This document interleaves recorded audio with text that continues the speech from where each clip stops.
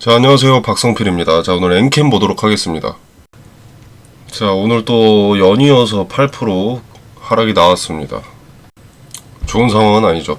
자, 일단 시장이 좋지 않습니다. 시장 자체가 좋지가 않습니다.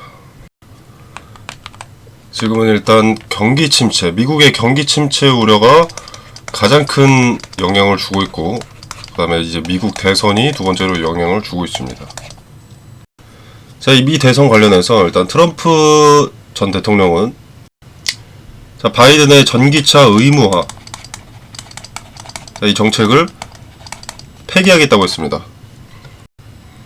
자, 근데 이제 해리스 부통령도 의무화를 지지하지 않는다라는 기사가 보도되면서 전기차 섹터에서 자금 이탈이 좀 많이 이뤄진 것으로 보입니다.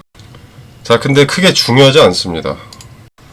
자, 애초에 탄소 배출 제로 차량 법안을 공동 발의한 것이 해리스 부통령이고, 지금은 표심을 위한, 지역 경제를 위한 행위, 입장을 바꾼 척하고 있을 뿐이죠. 뭐 정치인들 공약 안 지키는 건 전 세계 공통 룰이니까. 자, 그리고 인플레이션 감축법 관련해서도 누가 당선되더라도 상하원, 민주당과 공화당이 여야 간 법안으로 통과가 됐기 때문에 지들 맘대로 되돌릴 수 없습니다. 공산당 독재자도 아니고 마음대로 폐기할 수는 없죠. 자, 근데 확대 해석을 통해서 2차전지가 폭락하는 중입니다. 자, 2차전지 산업은 크게 보면 성장 초기 단계입니다. 초기. 성장. 자, 소비자로서 차를 우리가 구매를 할 때 전기차는 아직 좀 약간 이런 말들 많이 하시거나 뭐 들어보시죠.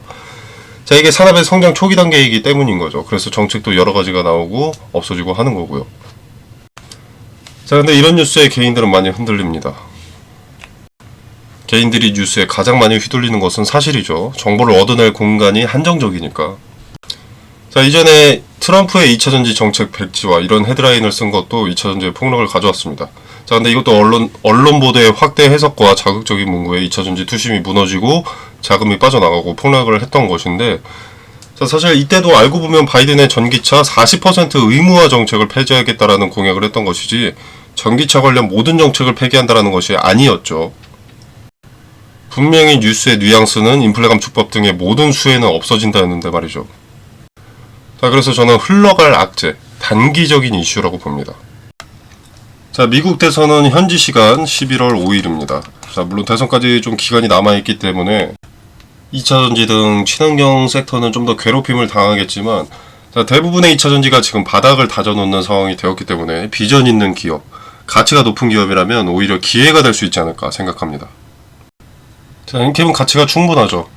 자, 여러분들 FEOC 내용을 한번 보시면은, 자, 배터리 부품의 경우 2024년부터 시행을 한다. 그리고 이제 배터리 광물은, 핵심 광물은 25년부터 이제 해외 우려단체에서 생산 시에 세액공제 적용을 금지하고 있는 겁니다.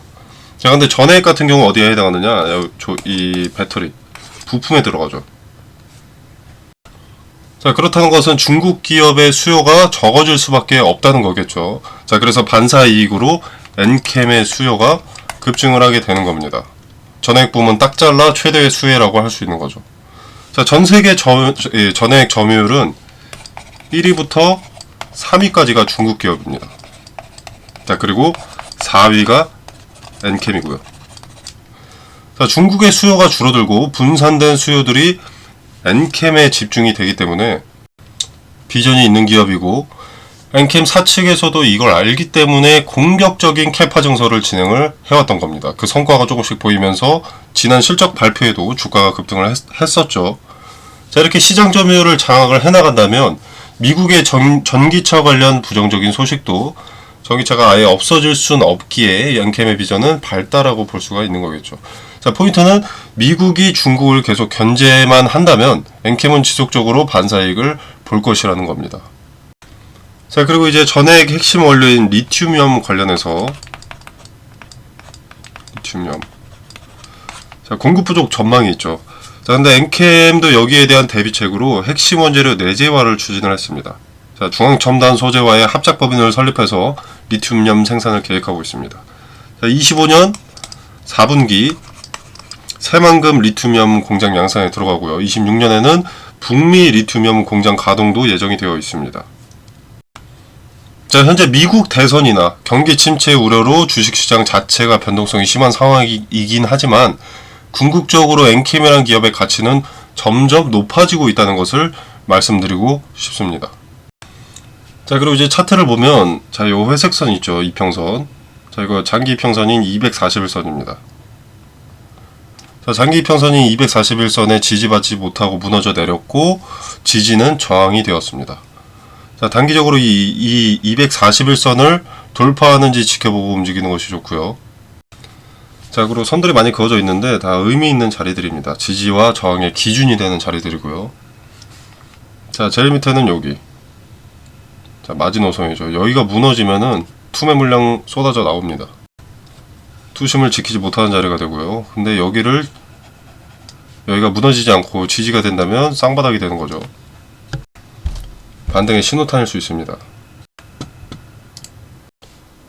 자, 이 자리를 터치했을 때 상대적으로 더 많은 자금이 투입이 되었고, 같은 자리에 지지받으면서 투심이 전환되는 자리였기 때문에 오늘 종가인 이 자리가 지지되는지 확인할 필요가 있겠습니다. 지지되는 자리와 거래대금이 어느 정도 동반됐느냐에 따라서 매수 타점으로 유효한지 확인할 근거가 됩니다.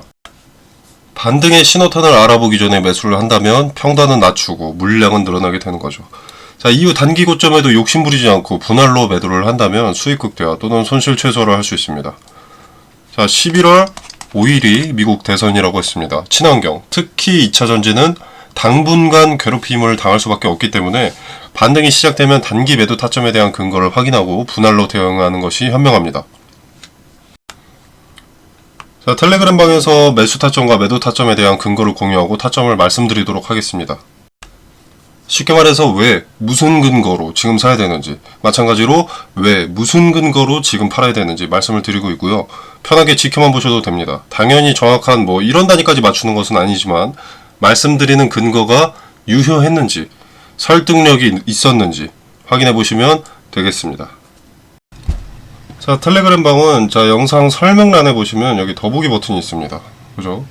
이 더보기 버튼을 누르시면 이렇게 링크를 기재를 해놨고요. 고정 댓글로도 남겨놓도록 하겠습니다. 자, 이 공간 안에서 제공되는 정보 일체의 금전을 요구하지 않습니다. 자, 여러분의 투자에 도움이 되기를 바라면서 마무리하도록 하겠습니다. 감사합니다.